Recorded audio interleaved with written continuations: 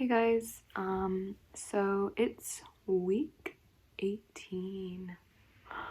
Uh-oh. So I'm gonna try to make this one like kind of short, within 10 minutes hopefully, because I think there's just repetitive stuff now every week, but each week is special in its own way. But yeah, let's try to do this under 10 minutes this time. So week 18, we're at the 5-month mark, almost halfway through. 22 weeks left, ladies. Amazing that we made it here. It went so fast, yet so slow. I'd say that this is one of the weeks I feel like my hair is looking the best.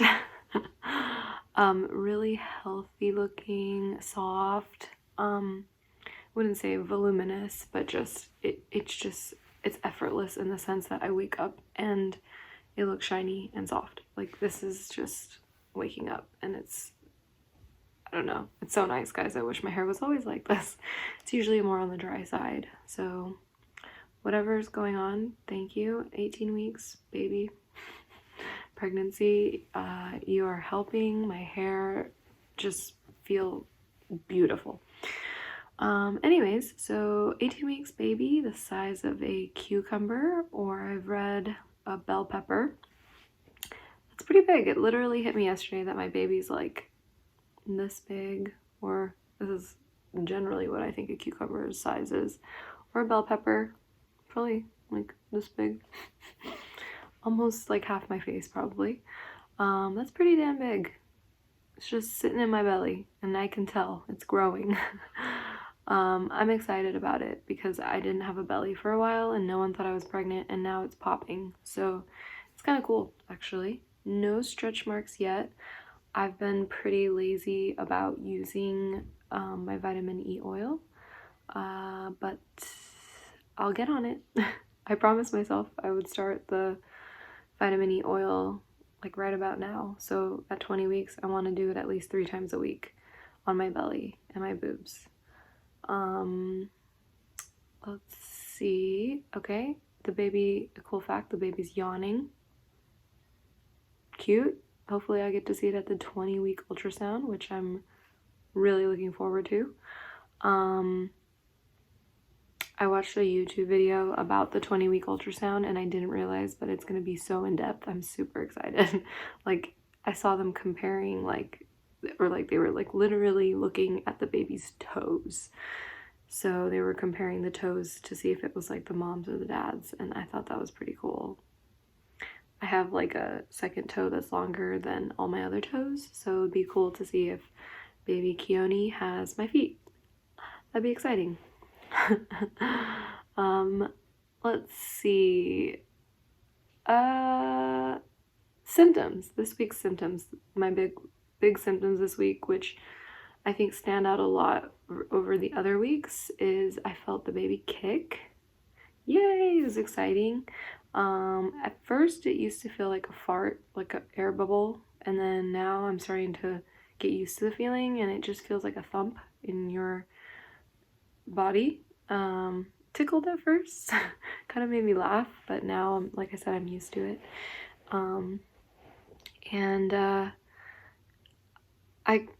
Now I like look forward to the kicks, but sometimes I don't feel them, sometimes I do, and I know Malcolm gets super excited to feel them, and sometimes he doesn't kick and I feel bad.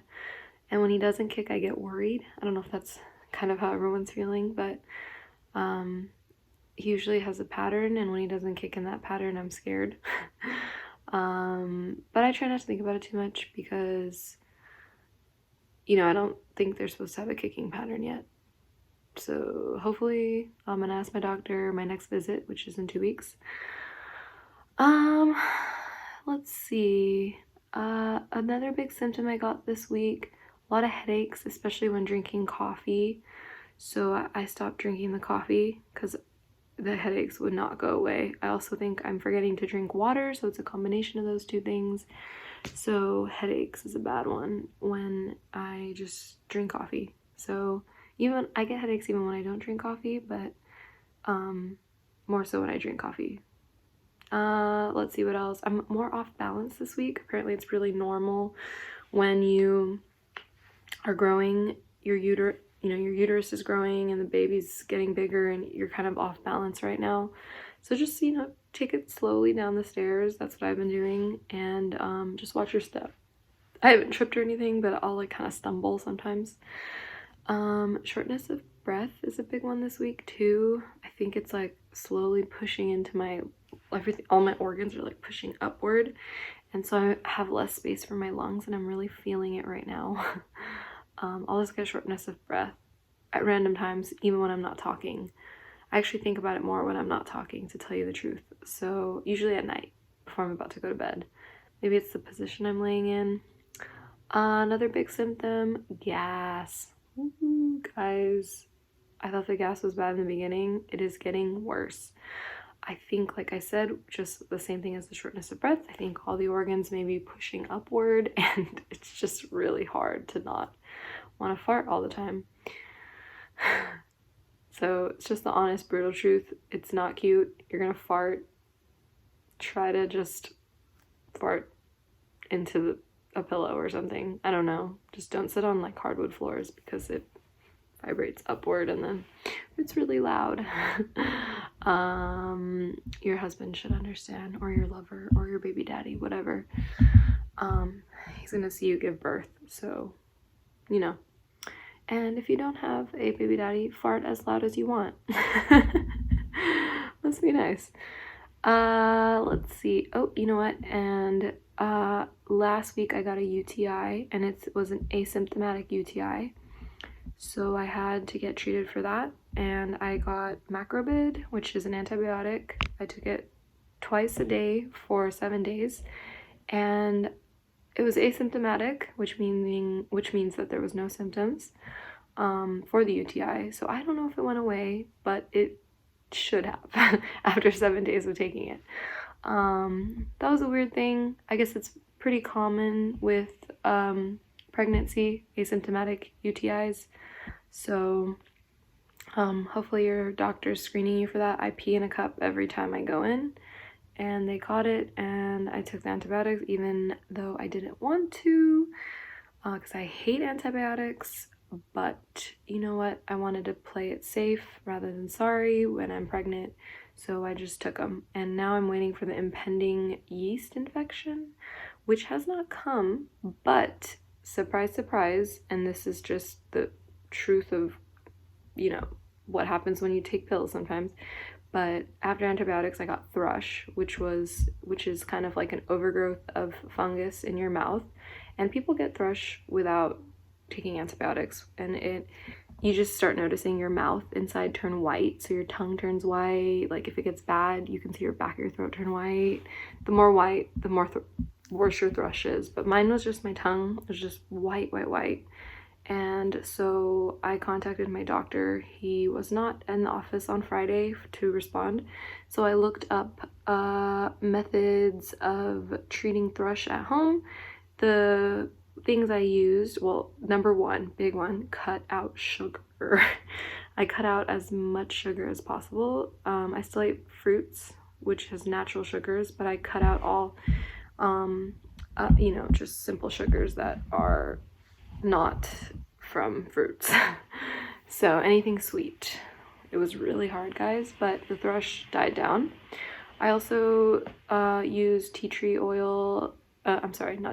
Tea tree mouthwash, as well as neem mouthwash, and I switched between those two. I brushed my teeth really thoroughly, brushed my tongue really thoroughly. I also put coconut oil in my mouth and kind of swished it around once in a while. That's supposed to help. And honey is also supposed to help if you have like the pure honey. It's an antimicrobial, and it's supposed to be an antifungal too. So I just sometimes put honey in my mouth and just kind of like let it just sit in my mouth and then swallowed it, which was fun, actually, to tell you the truth. It tasted really good. So those are like my natural things that I did. Like I said, it mostly went away. It kind of came back up when I started eating sugar again because I thought it was gone. And so I'm going to stop eating sugar for a little bit longer. If it comes back, I'm going to address it at my 20-week appointment with my doctor, and maybe he'll give me I think it's called nystatin mouthwash, which is supposed to get rid of the thrush. So I'm over 10 minutes now, but I really wanted to explain the ways to get rid of the thrush in your mouth if you take antibiotics and you're pregnant and you want to try it with some natural remedies. So there's that. No food aversions, no food cravings, except of course sweets like always, but I cut them out, you guys. Pregnancy products this week, I kept adding to my baby list because I feel like it's getting closer and closer, but I've been really busy this week because me and Malcolm, well, for a lot of reasons, but me and Malcolm are trying to buy a condo. Number one, that's number one.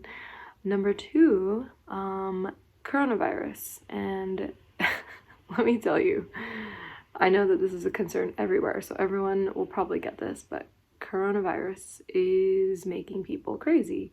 And I get it, it's scary. Oh, I just felt him kick right now. He's like, no, coronavirus, bad coronavirus. He doesn't have any idea. But people are going absolutely insane, and so I can't go to the grocery store without just thousands of people just stockpiling, screaming toilet paper and canned goods and water. So it's just been really stressful. I've been trying to stay in. I don't know if it's good or bad. Like, I don't know if pregnancy is an indicator of someone who should be like more concerned of the coronavirus, but just to be safe, I've been trying to not go out very much and stay in, and just occasionally if I really need something, go. Like I had my second trimester screening this week, and I thought that was important to do. So I went to that, and just so you guys know, the second trimester screening is done between 15 and 18 weeks, and sometimes it's called a quad screen. It's just the same thing as most of the other testing. It's just a test for genetic malformations or deformations, like Down syndrome and neural tube defects, etc. Trisomy 18, spina bifida, abdominal wall defects. It kind of just lets you know if there's a chance that your baby might have them. It's not a confirmation, but it's just maybe. So I did that this week, and yeah, so that's pretty much all I did when I went out. And I went to Costco, and it was a madhouse. So I'm not going back to Costco again. Everyone is going crazy. So those are the two big things this week that have kept me from adding to my baby list. But just keep watching YouTube videos, you know? I just keep watching them and trying to figure out like what I'm gonna need for the baby, what I'm gonna need for the nursery. And then let's see, guys. So I just have one question for you guys. If you guys can comment on this, if you know. If you don't, I'm gonna ask my doctor in 2 weeks, and I'll let you guys know. Can you lay on your back when you sleep at 18 weeks? Can you? I've been doing it. I've been feeling fine, but I hear that it could be unsafe. So please let me know if you can, or if you did, or if your doctor told you not to, or whatnot. Just curious to see what other people say. Thanks guys for watching. Sorry it wasn't 10 minutes, but excited for 20-week ultrasound, which is still far away, but very close because time just flies. Okay guys, thanks for watching.